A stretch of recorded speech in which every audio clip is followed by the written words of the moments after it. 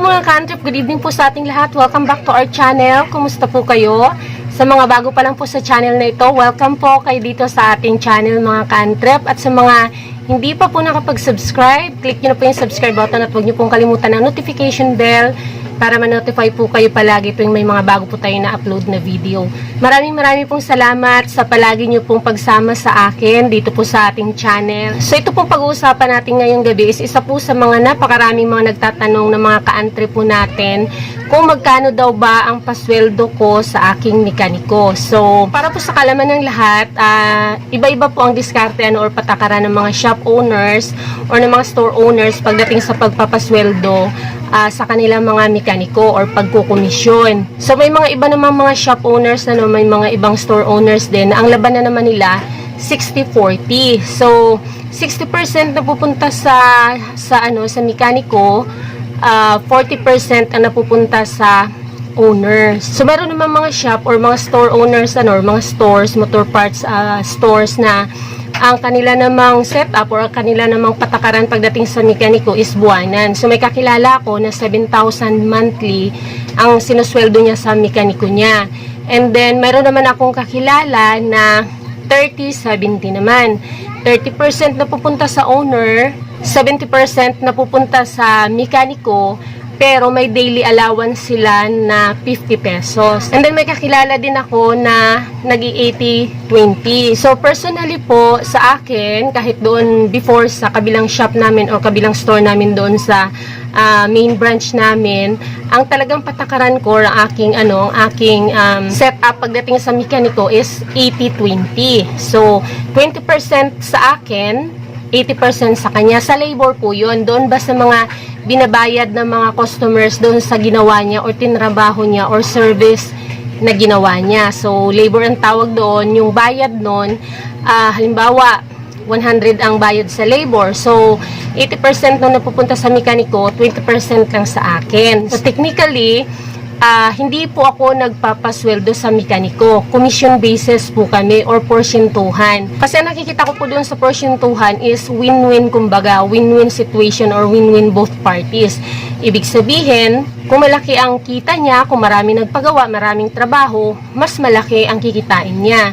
Ngayon, kung wala naman maraming trabaho, walang maraming customer, mahina, walang maraming benta, walang maraming gawa, hindi rin ako malulugi sa pagpapasweldo sa kanila or sa kanya. So, win-win yung tawag doon or yung aking pananaw doon. Kumbaga, pareho kaming walang talo. Yun naman, yung sa mekaniko ko dito, sa store na to, sa shop na to, ang usapan namin, pag-start niya ng February is, pagbibigyan ko siya ng 2 buwan na hindi ako manghihingi ng porsyento galing sa kanya, galing sa mga labor, sa mga patrabaho or ginagawa niya. Maliban na lang kung gagamit siya ng kuryente like magwi-welding or magsasander or seat cover, magkakabit or mag-install ng seat cover kasi syempre gagamit yun doon ng bala ng guntucker and then may kuryente din. So, yun lang yung hihingian ko ng 20%. Maliban doon, wala na akong hihingiing parte sa labor or sa services na binabayad ng mga customer sa kanya. Sa kanya lahat yun napupunta. So, usapan namin noong 2 months. Pero, lampas na siya ng 3 months kasi February pa siya nag-start. February, March, April, May. So, nag 3 months na siya noong May 9. Hindi pa rin ako nanghihingi ng 20% doon sa ibang mga labor or services sa ibang mga binabayad sa kanya. As is pa rin na 20% yung hinihingi ko doon sa mga gumagamit siya ng kuryente na paggawa. So, ang sabi ko sa kanya, hindi pa rin ako manghihingi kasi pinagbibigyan ko siya as pabor para sa kanya para makapag-ipon-ipon siya. Sa ngayon, malaki na po ang kinikita niya. Kasi nung pag-start niya, parang halos 2 linggo din siyang halos walang kinikita. Siyempre, bago pa lang siya, wala pang mga kakilala. Siyempre, yung mga customers, doon pa yung pumupunta sa mga shop na dati nilang pinapagawaan. So, that time, nung walang mga customer, binibigyan ko lang siya ng 50 pesos per day para pang gasolina ng pag-travel niya dito kasi 5 kilometers away pa siya dito sa sa shop namin. So, pag wala siyang kita, hindi umaabot siya ng 100 sa isang araw, binibigyan ko siya ng 50 pesos pang gasolina niya. So, after siguro yun mga 1 linggo, unti-unti, may mga customer na hanggang sa ngayon is malakas na hindi naman sobrang malakas talaga, pero ngayon kumikita na siya ng like kanina nagparty na siya ng 835, kahapon 1,275, the other day nasa 900 plus. So ganun na yung mga kinikita niya dito. Tayo na nung kinikita niya before, nung kakastart niya lang, at nung unti-unti na nga kaming nakilala dito na may mekaniko. So yun yung win-win. Syempre kung malaki yung kanyang naiuwi or natitake home or nagiging parte, syempre ang shop daw ng store malaki din ang kinikita, kasi ibig sabihin ang daming na-purchase ng mga items, ang daming na-install, ang daming nakabit, ang daming ginamit ng mga pyesa. So kaya marami siyang, malaki yung kanyang kinita, at marami din ang nakuha or nabenta ng store para doon sa mga customer. So win-win tayo doon.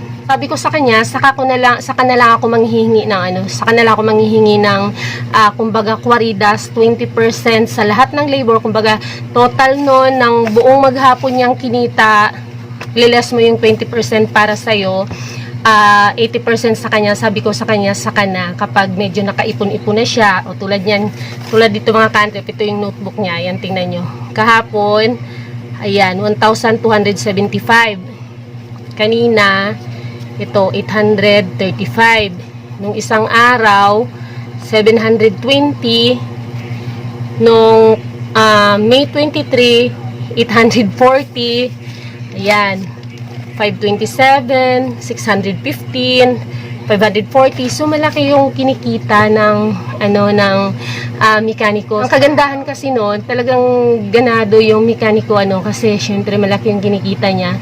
Kumbaga maliit lang yung kinukuha mo galing doon sa pinagtrabahuan niya, yung pinagkukunan ko kasi like yung parte ko dito sa shop. Halimbawa kanina 145, doon lang yan sa mga labor or services na ginamitan ng kuryente, like sa seat cover, sa konting welding, sa ginamitan ng sander, yan, ganun. So kahapon yung parte ko sa labor niya is 185.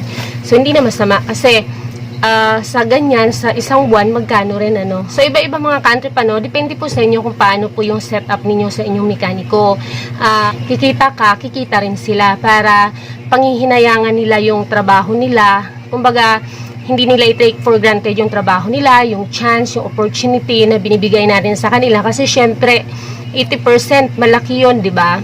Kahit pa sabihin na ikukwaridas mo yon, kasi yung ibang shop 60% lang napupunta sa mekaniko, 40% ang napupunta sa owner. So yun yung advantage na nakikita ko para sa atin, na ingatan nila yung trabaho nila, ayusin nila yung trabaho nila, at panghihinayangan nila yung trabaho nila, kasi malaki yung kinikita nila galing sa trabahong na ibibigay natin sa kanila. At the same time, malaki din yung kikitain natin sa magandang trabahong na ibibigay nila para sa ating negosyo, kasi sila yung kapartner natin sa negosyo. Okay, so pag-aralan yung mga ka-antrep, kasi kung halimbawa malakas naman yung shop, okay lang kahit na 80% yung ibigay nyo, kasi bawing-bawi naman kayo sa pyesa. Kumbaga yung 20% kasi na yun na lang yung shoulderin sa mga sa mga expenses na ginamit ng shop mismo, like kuryente, cutting disc, bala ng sander, yung mga ganon. So, yun lang mga ka-antrep, sana nakapagbigay po sa inyo ng kaliwanagan itong ating share na video para po sa inyong lahat, para sa mga nagtatanong kung magkano ba yung pasweldo, kung paano bang setup dapat sa mekaniko. So, sa mga hindi pa po nag-subscribe, click nyo na po yung subscribe button, at huwag nyo pong kalimutan ang notification bell para ma-notify po kayo every time na may bago tayong ina-upload na video. Thank you very much. Shoutout po sa Uno Motorcycle Parts and Accessories sa Calatagan, Batangas. Thank you. See you in my next video mga ka-antrep. Don't forget to subscribe and hit the like. Bye!